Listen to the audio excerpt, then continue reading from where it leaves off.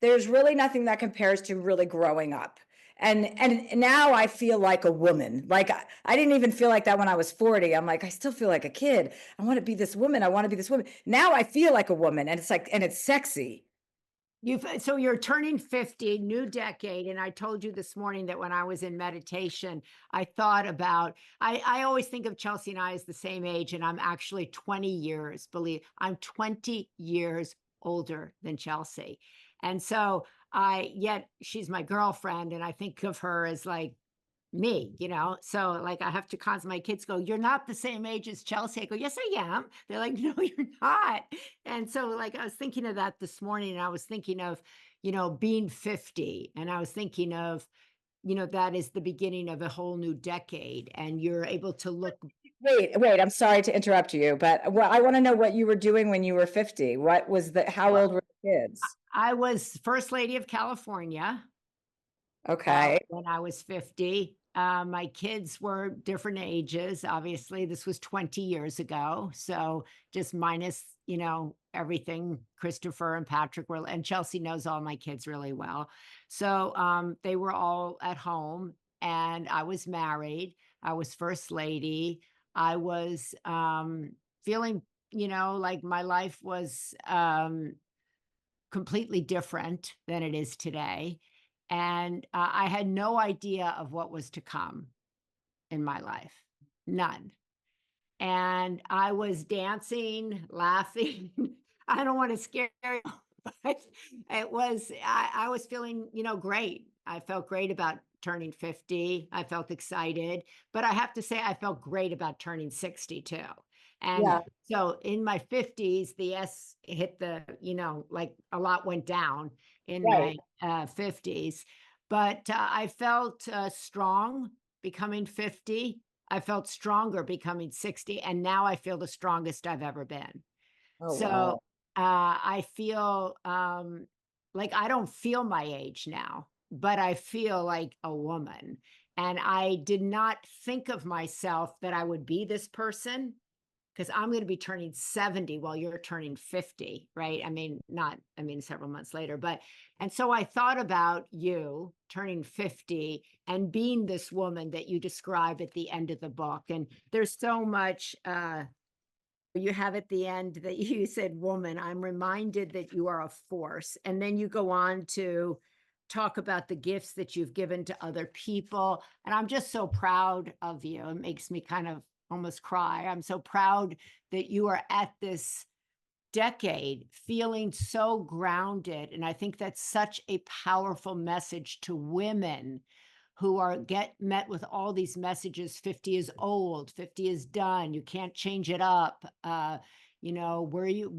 are you at 50? And you're like, you feel to me like you're just starting at 50. And everything you went up there to Whistler, you wanted to become a great skier. You have this home in Spain, you invite all your friends. You're an incredible aunt, you're an incredible sister, you're an incredible friend, you're a great father, right? Which is the whole parenting thing is so beautiful. And you have worked out every facet of your life, and yet there's so much to come. And so I wanted to ask you how you feel at 50 compared to 40. And for every 50-year-old woman out there who feels like, oh my God, 50. Yeah, no, that's not the attitude we're looking for. The attitude is, yeah, here we come. We're getting after it. We're reclaiming this number and redefining what 50 means. There's so much to be grateful for. A, you spent your 20s and 30s and a lot of your 40s regretting things that you've done and worrying about the future. There's something about your late 40s and turning 50 where there is no worry or concern about the past. I don't care. I don't lay awake at night regretting anything. I don't let moments that are awkward or uncomfortable or whatever bother me in any way. I don't care. I'm not worried about the future. I mean, I'm worried about the future in the grand scheme of things, but personally, I'm not worried about. I have enough data to show me that I'm a reliable source and I will take care of myself and I will be like, I've been doing this for 25 years. You don't have to worry, Chelsea. Like, you're not going to lose everything. You've created something that's sustainable. So it's like you're at an age where you've proven to yourself you're reliable. Now you're here. you don't have to worry about the past. You don't have to worry about the future so much. You're so in the moment. Like, and that's where the biggest bursts of joy come from, is being present. Even if you've been through some terrible things, there is joyfulness that comes from everything. And there's a reason that we have to deal with the things that we have to deal with in our lives. There's a reason why we have to go through our trauma. We don't know what the hell it is, and it's very frustrating when it happens. But when you have the attitude of like, bring it on, I can handle it, it's going to Yeah. be okay, instead of resisting the reality of a situation and fighting it. Life, there's just a flow that you get into where it's like, if something terrible or something big goes wrong, you're like, okay, that sucks, but you're not gonna knock me down. Yeah. Like, you're 50, you've earned the right to stand up straight. You're a tree, you're not a leaf. I love that. Yeah, you talk about that. So now why did you want this book? Because you've written so many books, right? Why did you want this book? What did you want it to say that the other books have not? And I hope everybody goes out and buys this beautiful pink cover, which this picture is so Chelsea, right? She's just got the ski goggles on because she's obsessed, and now she's an expert skier, but she's having fun, and she's looking just up and straight at you too. And it's called I'll Have What She's Having, because you want people to like have what you're having, which is this life, this fully formed, authentic, free. You talk a lot about feeling free. But what did you want this to say that you haven't said before this moment? I wanted this to be like an injection of confidence and optimism at a time where people are feeling a lot of despair. I wanted to remind women, especially, of the power that we all have when we are together, and that all tides, all ships rise with the tide. So the idea of sisterhood, the theme of sisterhood, Mhm. I wanted just to use this book as a like a guide for women to remember how to treat each other, and to make sure that you find out who you really are. Done, because as I said from the very beginning, the roadmap, you lay out a roadmap, which I think is so important for people to sit back and say, who do I want to be? What kind of a woman do I want to be? Because that's your North Star in a way. That helps you get to where you want to go. Do I want to be a sister? Do I want to be the person that speaks up, that's brave, that lights up every room, that has men falling at her feet? What do I need to do? What are the choices? How do I need to behave in order to get to that place? And Chelsea does that beautifully in this book. The other thing I want to talk about is that, I grew up in a time when if you did not have children, right, that for women, that was like, whoa, what is that about? Why did that woman choose not to have children?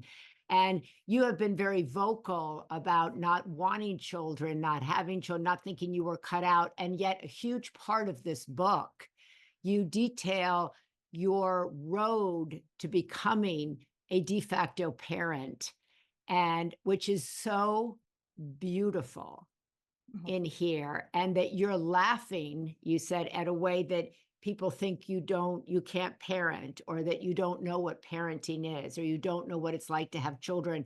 And yet you go through this entire way you became a parent to an ex-boyfriend's 3 daughters. Can you talk a little bit about that, and about that kind of holding both of those positions in the public arena? Well, I think something that goes pretty unnoticed is that when you don't have children, which more and more women are being vocal about, not wanting to Yes. get married or not wanting to have children. So Right. the conversation is percolating, and I really like to be, contributing to that conversation, because it yields so many benefits that are not discussed. For instance, the idea of the bandwidth that I have because of not having my own family, because I don't have my own children, I'm not in a marriage, that frees me up to be available for so many children in my life, not just my own nieces and nephews, but so many of my friends' kids, so many kids. Me, my children. Everyone's Yeah. children. Like, I want to be everyone's big sister slash stepfather, whatever the hell framework you find is appropriate, for whichever context. But being single has allowed me to really spread love and be there for so many more children than you could imagine. I mean, I have kids coming in and out of my house at Whistler all day. They come by, they're like, Chelsea, can we have a snack? They go up and they're playing whatever video games in my living room. Like the other day I had 7 kids over here. Like it's a daycare center, and the daycare center operator is very stoned. So it was like I'm able to give so much with children because of my free time, and I think that's something that is so valuable because when people Yeah. do, when you have a lot of children, you're it's that takes up a lot of your time.